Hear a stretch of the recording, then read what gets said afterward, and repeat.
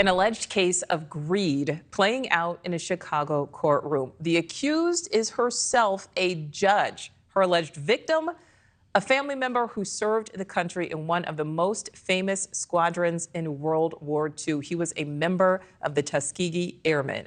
NewsNation's Kelly Beeson is here. Kelly, I have to say, the allegations laid out in this case are not only eye-opening, they are really heartbreaking. So heartbreaking, Nichole. And I'm so happy that you're bringing light to this and to this story.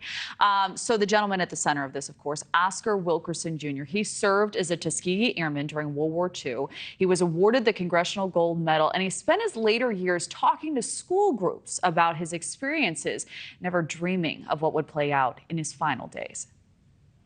Oscar Wilkerson Jr., or Wilk as he liked to be called, died in February, just one day shy of his 97th birthday. Those who knew him say he was proud of his days as a Tuskegee Airman. Wilk would have the kids reciting the Tuskegee Airmen slogan with him. Now Patricia Martin, a family member and former presiding judge over Cook County, Illinois Juvenile Court, has been ordered to pay Wilkerson's family more than $1 million.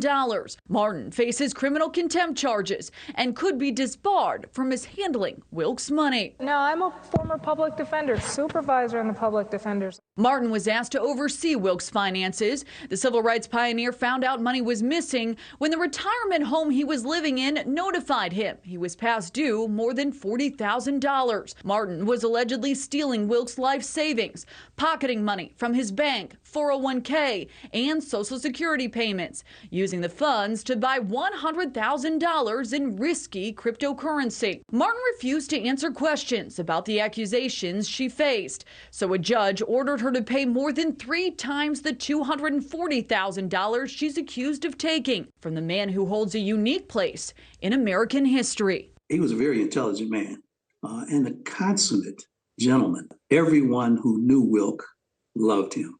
He was just a wonderful person.